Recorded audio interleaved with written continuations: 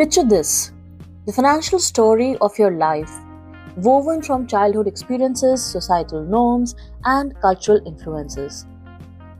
These stories shape our beliefs about money, often unconsciously, guiding our financial choices.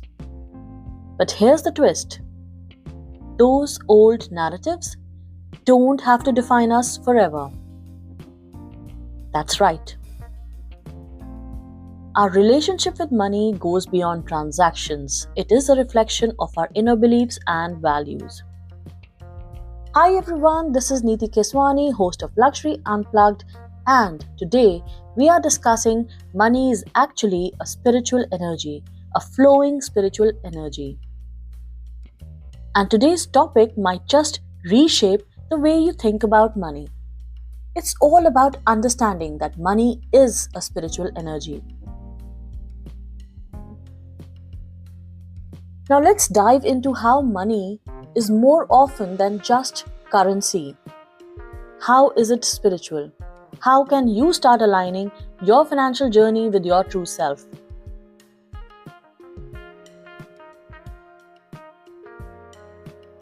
Reflect. Take a moment to connect with your past money experiences. How have they influenced your beliefs about wealth? Identify those moments, those experiences. Recognize, identify any limiting beliefs or fears surrounding money that may surface as you put your finger on that money experience. That's it. That fear, that belief, that is what is holding you where you are.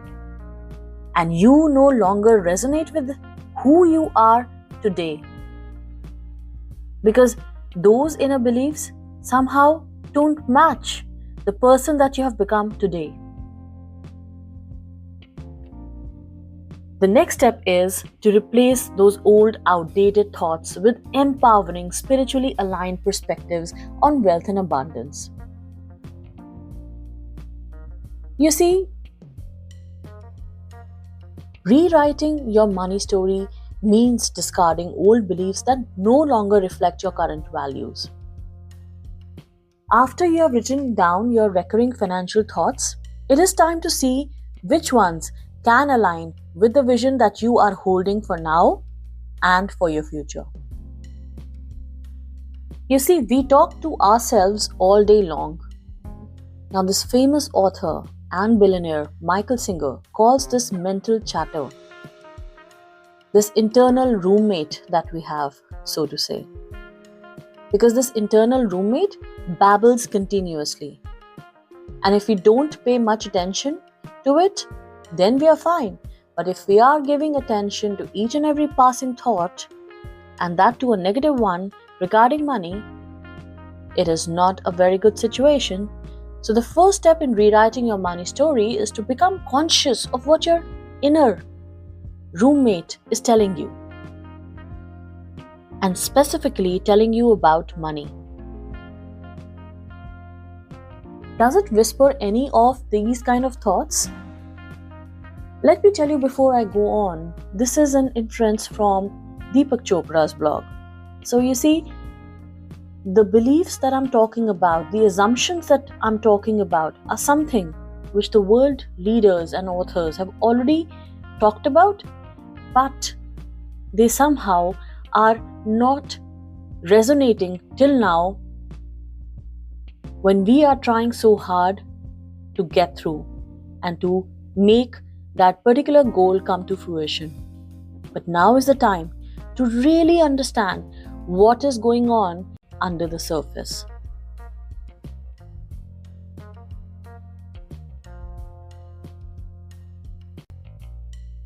Do you get thoughts like you don't have enough money, or you'll never be able to afford that, or a job doesn't give you enough money, or wanting money is greedy, you don't need money because you're spiritual? Let me tell you, you need money because you are spiritual. You look at all the respectable religious, spiritual gurus. Anybody and everybody in that league are very rich, very famous. The message could not have reached the people if they were not having the financial backing, you see. So you have to have money, and having money, wanting money is not greedy. The more you give away, the less you have for yourself is not true at all. Because the more you give, the more you have. And that is the law of giving and receiving. And I'll come to it in another episode. But let's focus on what kind of beliefs are there within us. Another one, the most prominent one, is that the only way to earn money is through hard work and sacrifice. Some of us are just scared to become billionaires. But have you looked at the billionaires and their lifestyle? Do you think they need to fear anything? Do you think that dealing with money is a hassle? You see, when you are minting money and you're feeling happy about it, you get to a point where you don't have to worry about money and you become sort of fearless. But that comes when the internal beliefs and assumptions are cleansed.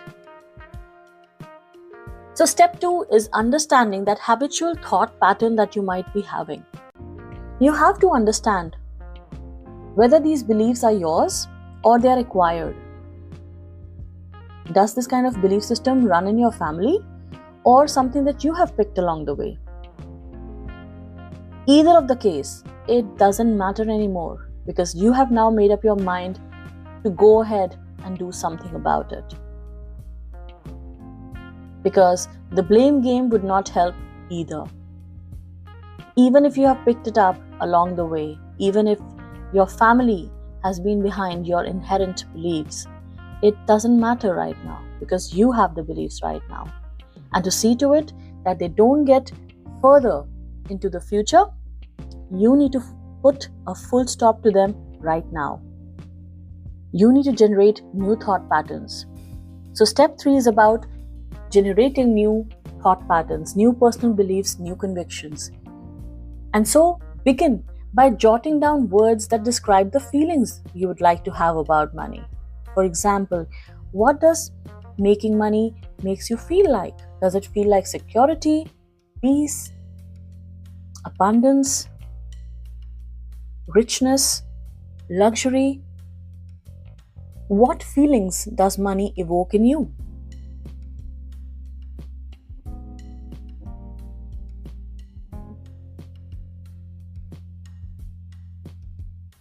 Now, for each feeling that you just experienced, ask yourself these questions.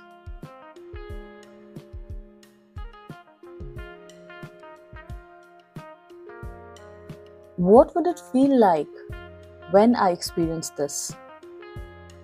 Visualize that scene. What is the universe's part in bringing this experience to me? You see, you need to understand that do you have the complete clarity on the process or not? And are you surrendering to the universe to complete the process for you or not? There's always something that you must do.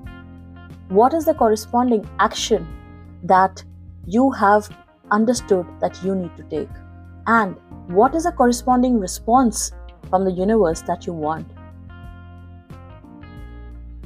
Do you think something is too hard for you? Then surrender to that. Then surrender it to the universe, asking for their support and guidance. This is the process of co-creation. For example, you might think that you may discover that if you give generously, money flows into your life in unexpected ways. You can have that as a belief also. And that's a big nugget that I'm passing on to you. Think about it again. But that doesn't mean that you just have to be a giver. You have to believe in receiving as well.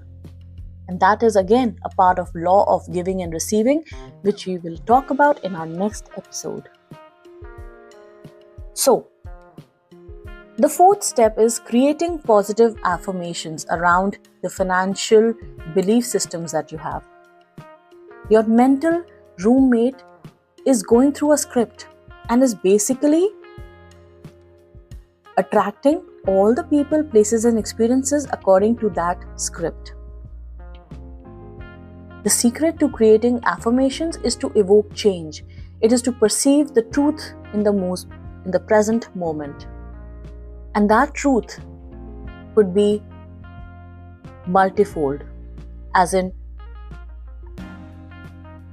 there's a possibility of 3,000 truths in a single moment as per the religious texts and Buddhism. But it is up to us how to choose and which one to choose, which truth aspect do we need to choose in the present moment. So to create your personal affirmations, place the words like I am in front of each of the feeling word that you want to experience. For example, I am secure, I am peaceful, I am generous, I am wealthy, I am abundant. I am generous because I receive money in abundance. That could be a fulfilled statement, because in that case, you're not feeling that you're just giving and giving and giving. I am generous because I receive in abundance. Remember that in your essential, in your core nature, you indeed embody all of these qualities. You can create affirmations that are part of yourself and the fact that you expect from the universe's end.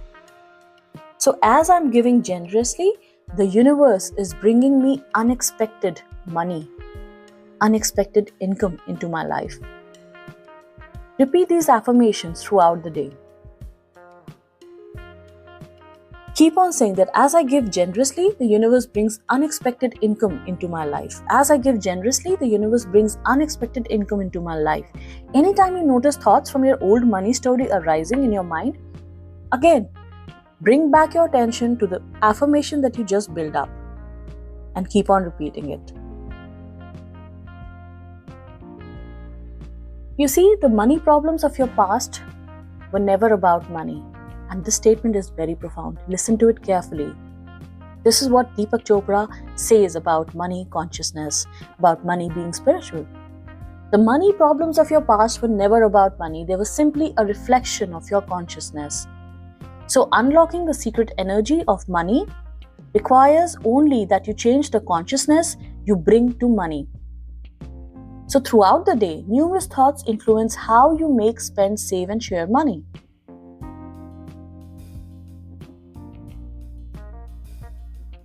By replacing thoughts of lack, limitation, and struggle with the thoughts of abundance and generosity and ease, you will magnetize money to you.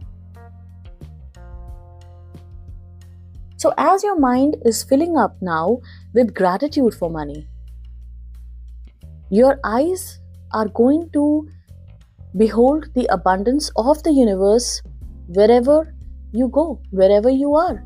Your financial landscape is automatically mirroring the shift in your consciousness. And your life going forward is going to reveal the beautiful, vibrant, supportive money story that you are creating in every moment now.